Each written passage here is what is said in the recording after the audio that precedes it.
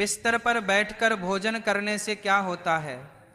यमराज ने चित्रगुप्त को जो रहस्य बताया था वह सुनकर आपके भी रोंगटे खड़े हो जाएंगे।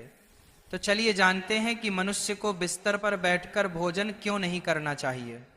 एक बार यमलोक में यमराज अपने सभागार में सिंहासन पर विराजमान थे और उनके समीप चित्रगुप्त बैठकर विनम्रता पूर्वक बात कर रहे थे। वार्तालाप के दौरान चित्रगुप्त ने यमराज से जिज्ञासा प्रकट की, हे प्रभु, कृपा करके मेरी कुछ शंकाओं का समाधान कीजिए। मनुष्य को भोजन किस प्रकार से करना चाहिए? भोजन करने के लिए उचित दिशा और स्थान कौन सा है? किन स्थान पर बैठकर भोजन नहीं करना चाहिए? भोजन से पूर्व क्या करना चाहिए और भोजन के बाद क्या करना चाहिए? किसके घर का भोजन नहीं करना चाहिए? किन स्थान पर बैठकर भोजन करने से आयु कम होती है? कृपया करके मेरे इन सभी प्रश्नों का उत्तर दीजिए। यमराज मुस्कुराए और चित्रगुप्त को उत्तर देते हुए बोले, हे चित्रगुप्त, तुमने बहुत उचित प्रश्न पूछे हैं। वास्तव में इन सभी प्रश्नों का उत्तर मनुष्य के आचार व्यवहार और उसकी आदतों में छिपा होता है। जैसा आचरण मनुष्य करता है वैसा ही फल उसे भोगना पड़ता है। अच्छे आचरण से सुख और दीर्घायु प्राप्त होती है, वहीं अनुचित आदतों के कारण दुख और अकाल मृत्यु तक हो सकती है। मनुष्य को भोजन करते समय शास्त्रों के नियमों का पालन अवश्य करना चाहिए।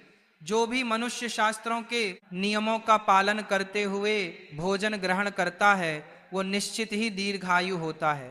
उसका शरीर रोग और व्याधियों से दूर रहता है। उसके शरीर में पाप वास नहीं करते हैं।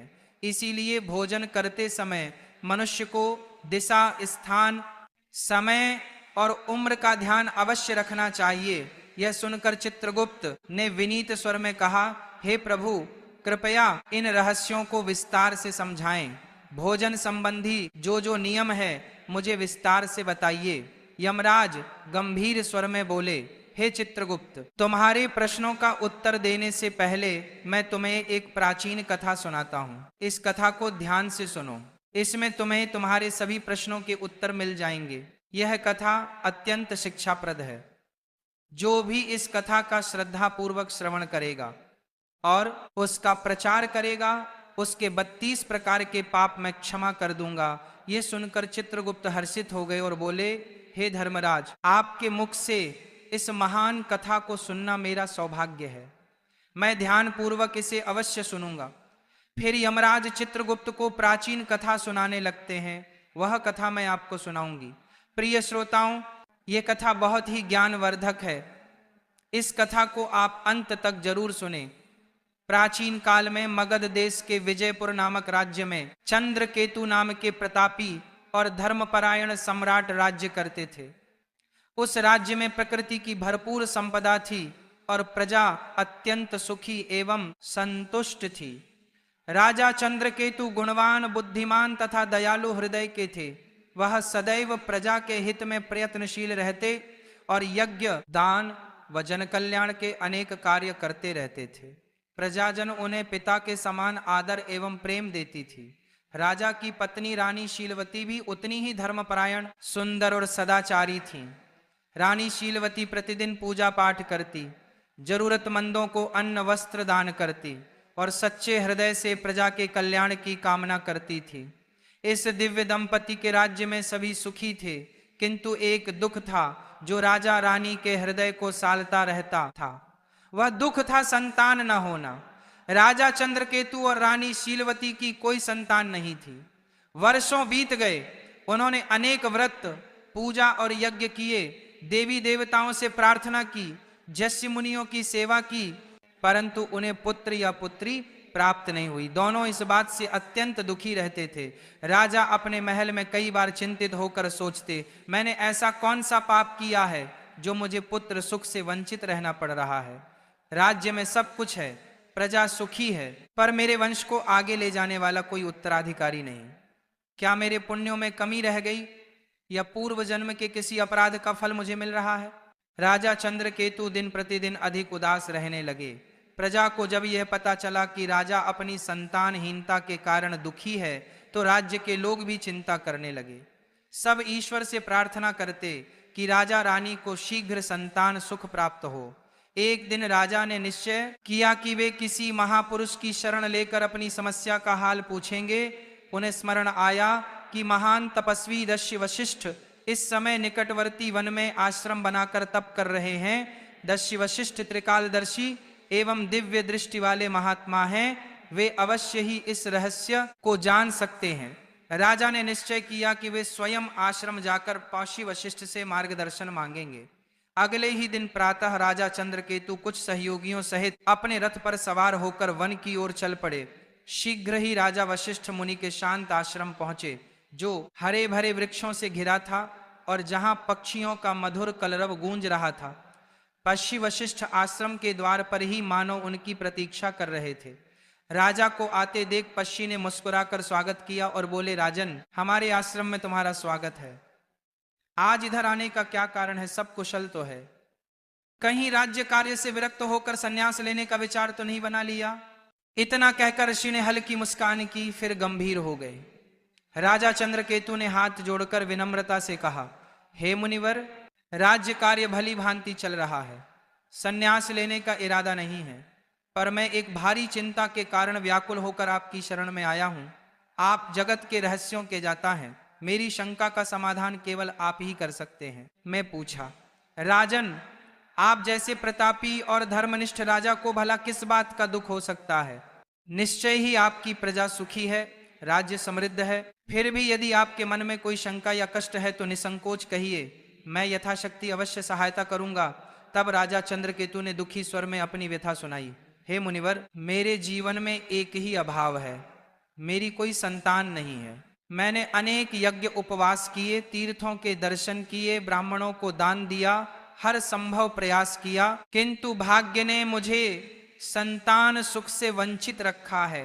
कृपा कर बताएं कि ऐसा कौन सा अपराध मुझसे हुआ है जो मुझे संतानहीन रहने का दंड मिला है।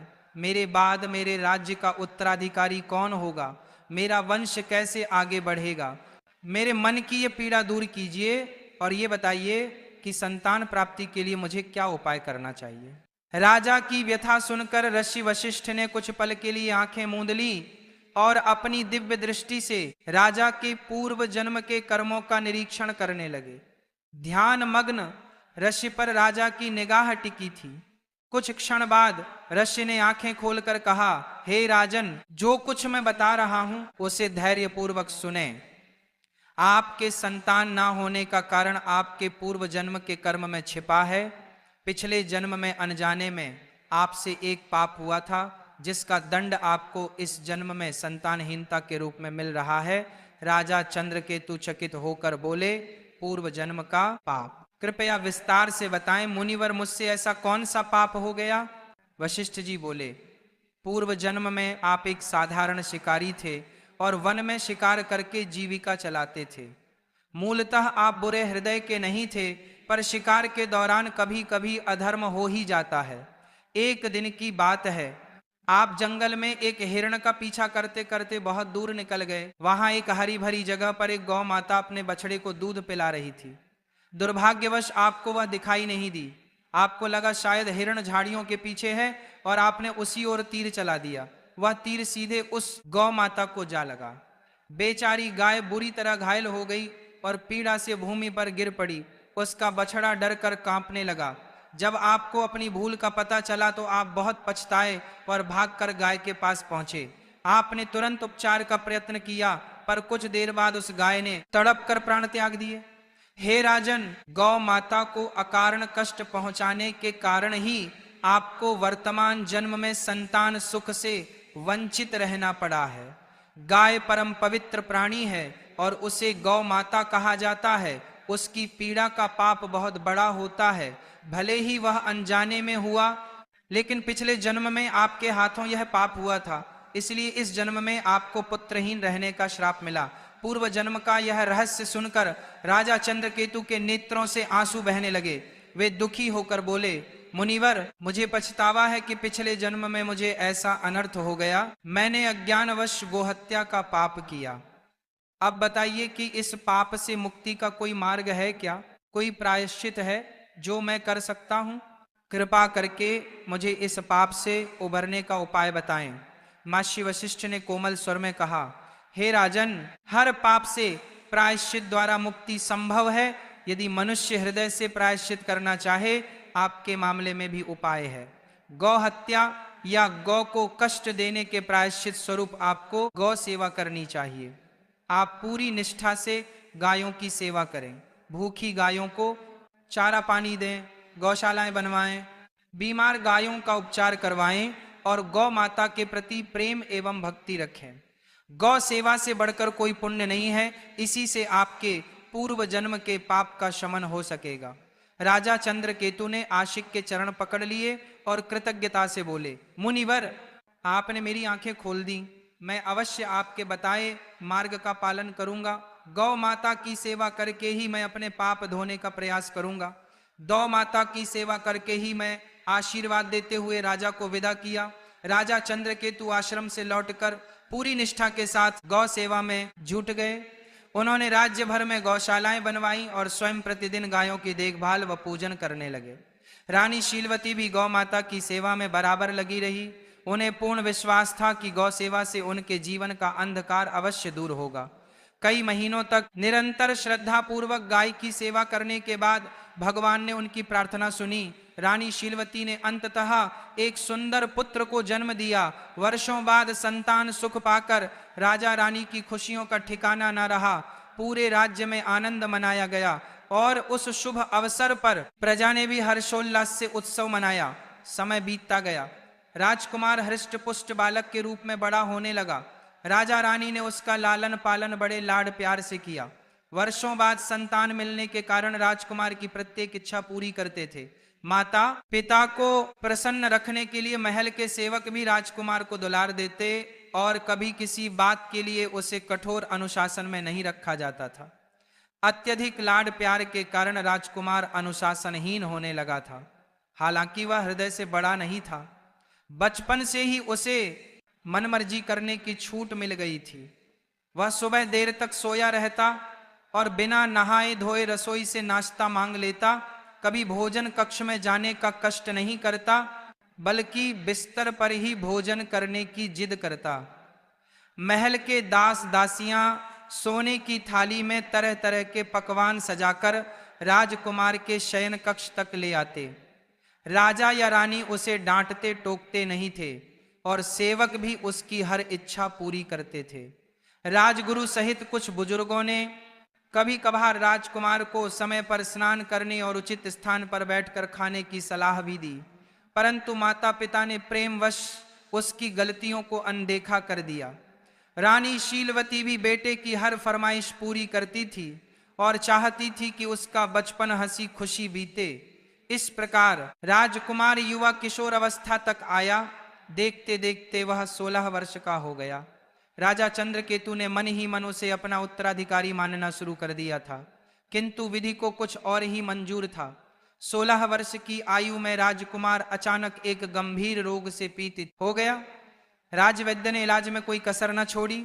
दूर दूर से वैद्य बुलाए गए और यज्ञ प्रार्थनाएं भी की गईं, किंतु कुछ भी कारगर नहीं हुआ। कुछ ही दिनों के भीतर दुर्भाग्यवश उस किशोर राजकुमार ने अपने प्राण त्याग दिए। इस आकस्मिक वज्रपात से राजा रानी पर दुखों का पहाड़ टूट पड़ा और पूरे राज्य में शोक छा गया। इस घटना के बाद राजा चंद्रकेतु ने राजपाट त्यागने का निर्णय कर लिया। उन्होंने अपने भतीजे को राज्य सौंप दिया और रानी शीलवती के साथ वन में पशी वशिष्ठ के आश्रम जा पहुंचे। पशी वशिष्ठ ने राजा रानी को अत्यंत शोकाकुल देखा तो स्नेहपूर्वक कारण पूछा, राजन, आप इतने व्यथित क्यों हैं? राजा चंद्रकेतु ने रोते हुए अपने पुत्र की अकाल मृत्यु की कथा ऋषि को सुना दी। तब ऋषि वशिष्ठ ने ध्यान लगाकर अपनी दिव्य दृष्टि से कारण जानने के बाद कहा, हे राजन, आपके पुत्र की आयु क्षीण होने का कारण उसके अपने ही आचरण में था। आपको पूर्व जन्म के पुण्य फल से पुत्र की प्राप्ति तो हुई, किंतु आपके पुत्र ने बचपन से ही कुछ ऐसी अनुचित आदतें अपनाई जिनके परिणाम स्वरूप उसे अल्पायु में ही मृत्यु का सामना करना पड़ा है। आपका पुत्र प्रतिदिन बिना स्नान किए भोजन करता रहा और प्रायः बिस्तर पर बैठकर ही भोजन करता रहा। जो मनुष्य बिना नहाए धोए भोजन करता है उसकी आयु क्षीण हो जाती है, और जो मनुष्य बिस्तर पर बैठकर भोजन करता है उसके शरीर में विभिन्न रोग उत्पन्न हो जाते हैं और उसके जीवन के भी असमय समाप्त हो जाने की आशंका रहती है। अनेक औषधियों और प्रयासों के बावजूद आपका पुत्र बचाया नहीं जा सका, क्योंकि उसकी देह उन अपवित्र आदतों का शिकार हो चुकी थी। भाषी के इन वचनों ने राजा रानी की आंखें खोल दी। उन्हें अपनी भूल का गहरा पश्चाताप हुआ और उन्होंने सांसारिक मोह त्यागने का निश्चय किया। राजा चंद्रकेतु ने वहीं आश्रम में रहकर शेष जीवन तपस्या और भगवान के चिंतन में बिताया। रानी शीलवती ने भी राजसी ठाट बाट त्याग कर अपने पति के साथ सादा जीवन अपना लिया। इस प्रकार राजा रानी ने दुख से ऊपर उठकर धर्म के मार्ग पर शांति पाली। कथा सुनाकर यमराज ने चित्रगुप्त की ओर देखते हुए कहा, देखा चित्रगुप्त किस प्रकार मनुष्य की अपनी आदतें उसके जीवन को संवारती या बिगाड़ती हैं। राजा चंद्रकेतु जैसे पुण्यात्मा को भी अपने पुत्र की अकाल मृत्यु का दुख सहना पड़ा, क्योंकि उनके पुत्र ने गलत आदतों का पालन किया था। अतः प्रत्येक मनुष्य को सावधान रहना चाहिए कि वह किस प्रकार का आचरण कर रहा है। मनुष्य को सदैव भोजन करने से पूर्व शारीरिक शुद्धि कर लेनी चाहिए। अपने 5 अंग, दोनों हाथ, दोनों पैर तथा मुखमंडल को अच्छी तरह जल से धोना चाहिए। यदि संभव हो तो भोजन से पूर्व स्नान करके पवित्र होकर ही अन्न ग्रहण करना चाहिए। बिना स्नान किए भोजन करना शास्त्रों में वर्जित है। ऐसा करना पशुओं जैसा आचरण माना गया है और इससे आयु कम होती है। साफ सफाई के बाद ही मनुष्य को अन्न ग्रहण करना चाहिए। भोजन आरंभ करने से पूर्व मनुष्य को अन्नपूर्णा देवी तथा परमात्मा को स्मरण कर धन्यवाद देना चाहिए, जिनकी कृपा से यह भोजन प्राप्त हुआ है। साथ ही प्रार्थना करें कि संसार के अन्य सभी प्राणियों को भी आहार प्राप्त हो। इस प्रकार मन ही मन ईश्वर को प्रणाम करके आदर पूर्वक भोजन करने से अन्न पवित्र रहता है और वह शरीर को पूर्ण पोषण देता है। भोजन करते समय बैठने का स्थान भी शुद्ध और उचित होना चाहिए। जमीन पर चटाई बिछाकर पालथी मारकर बैठकर भोजन करना श्रेष्ठ माना गया है।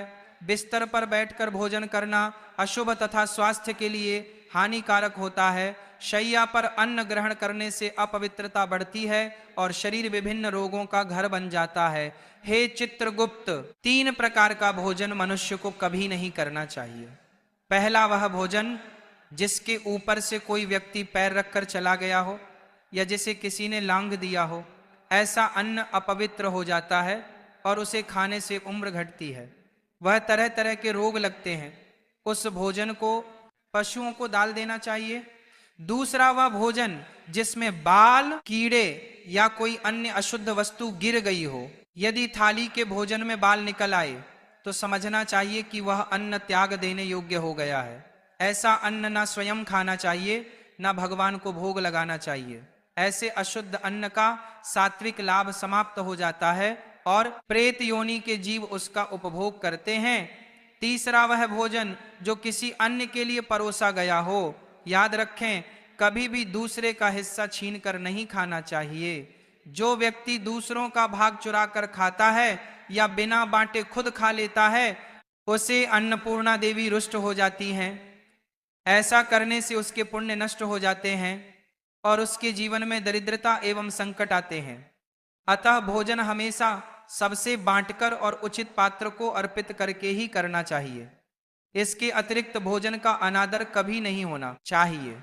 झूठा भोजन व्यर्थ इधर उधर न फेंके और अन्न की बर्बादी न करें। अन्न देवता की कृपा से ही जीवन चलता है, इसलिए अन्न को आदर पूर्वक ग्रहण करें। जो मनुष्य इन नियमों का पालन करेगा वह स्वस्थ, निरोगी और दीर्घायु होगा। उसके जीवन में सुख समृद्धि बनी रहेगी और उसे अकाल मृत्यु का भय नहीं रहेगा। मनुष्य के आचार विचार ही उसके भाग्य का निर्माण करते हैं। अच्छे कर्म और सही आदतें उसके जीवन को सुखमय बनाती है, जबकि गलत आदतें